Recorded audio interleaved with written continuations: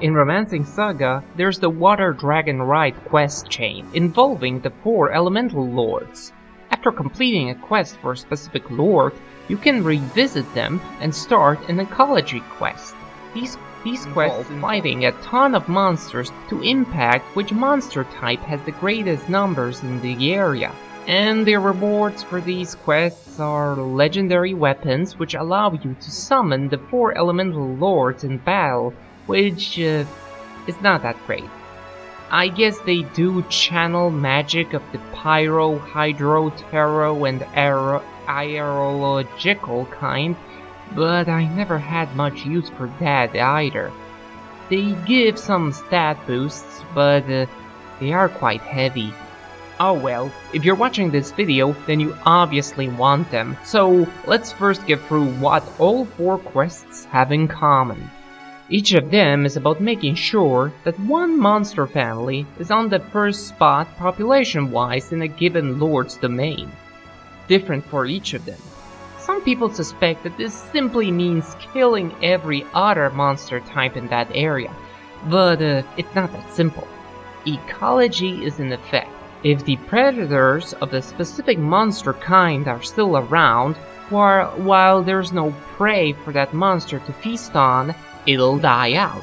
How did the game expect you to know all these rules? Well, in the Melvir library, there's a book on the topic. Reading it automatically adds a new note to your quest log, so you'll always know what to fight. Although upon experimentation, I noticed that not everything from the book is in the quest log. Some stuff seems to be mistranslated, and it surely does not cover everything. But still, it's what I was basing my research on. During the hunt, you will need to fight the proper monster kinds. So obviously, to avoid some missteps, it's important to quick save very frequently. If you ever get into a fight with a monster that you're trying to protect and you did not save in a while, you should use the retreat option. Of course, that costs LP, and if it's a chain battle, you won't have that option anyway, but, you know, keep it in mind. Another thing to take into account is the appearance of the Dark Elemental Lords. If you have completed an ecology quest on an earlier playthrough, and now you're doing it again, then there's a chance for the Lord to be possessed if during the quest you'll return to a city when having an event rank of 18 or above. Now the question, does it pay off to fight them? Admittedly, the weapons that they drop are stronger than the regular Elemental Lord weapons, and it spares you the trouble of doing the quest. But I hardly ever use classes which have axes or two-handed axe skills, so Anyways, if you completed this quest earlier and now you wish to do it again without the risk of a Dark Elemental Lord appearing, well, you would have to either do this quest really early in the game, or you would have to start and finish it, before returning to a city, because the game won't keep track of your event rank change until you're back at some city. This makes things tricky since you would need to be able to refresh proficiencies because Move Silently and Lurk are essential to completing this quest. The easy solution is to return to Crystal Lake. That zone isn't a city, but it still allows you to refresh proficiencies. Another note would be to quick save even more frequently than normally.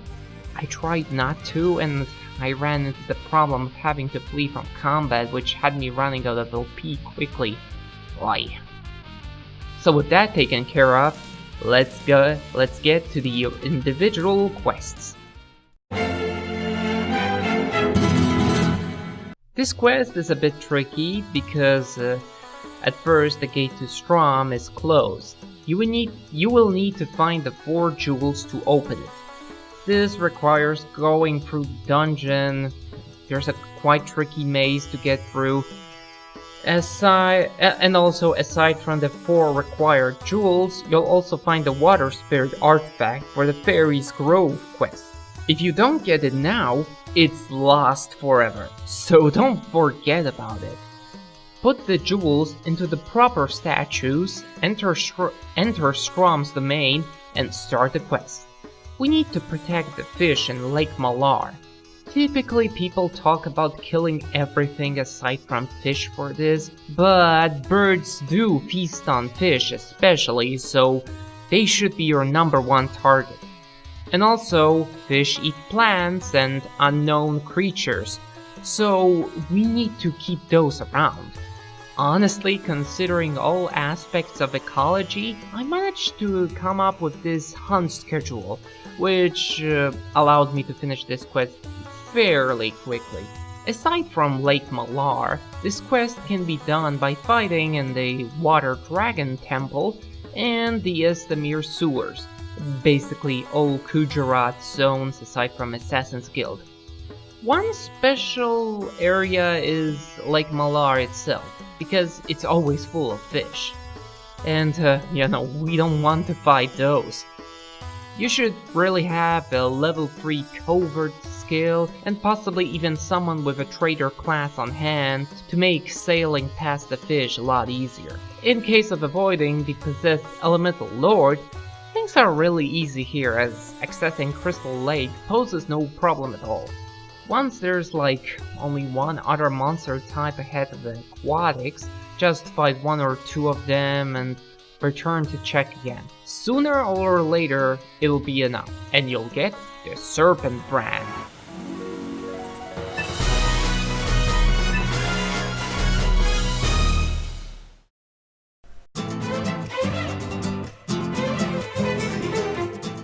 Adilis wants you to help the insects. And this is the schedule that I used. It took a bit of time, but it worked for me in the end.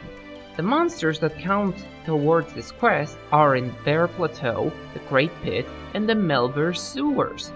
There seems to be a bit of a problem with spawn points for aquatic monsters, but there's a few zones, especially one at the very bottom of the Great Pit.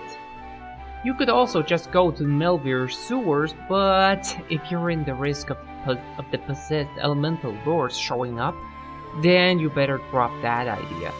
Also, this is the only ecology quest where recharging proficiencies is impossible, as both exits from Bear Plateau lead directly to cities, so use them sparingly. After a lot of work, you'll get your reward.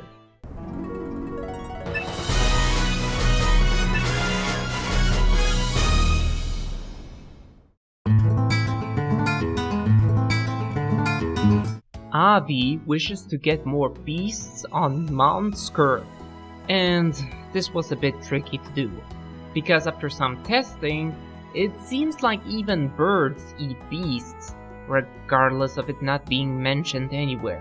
I just figured it had to be true since, Avi is a bird himself. This is what I went with. Aside from Mount Skurv, you could also do your hunt in the Aquamarine Cave, and from my tests, perhaps even Isthmus Keep would count. Mount Skurv is really tricky since it requires a lot of climbing from you and, crossing through some tight passages in some areas. Plus, fish only really show up in one area, so do consider doing a part of this quest elsewhere just to save time. Thankfully, refilling proficiencies is right around the corner in Crystal Lake, so there's that. Keep it up and you'll get your spear.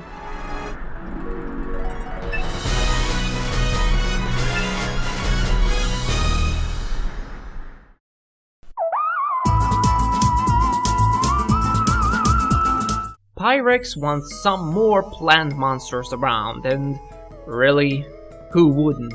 This posed the biggest problem for me. I tried to think of what I was doing wrong, but in the end it's basically the same as before, but we just spare plants. Mount Tamae, the plains, and basically any area on Ligao Island should count toward this. Well, except the Netherworld and Purgatory, I think. Refreshing proficiencies is quite hard here, because you need to zone to the world map from the plains and then go to Crystal Lake. But on your way you will have to cross the isthmus and keep, and then you can go to the lake. Well, I guess there's some dungeons in the Knight's Dominion or Kujarat that you could enter for a second and then go to the lake while avoiding Isthmus Keep, but whatever, that's it. Keep it up and you'll get your axe.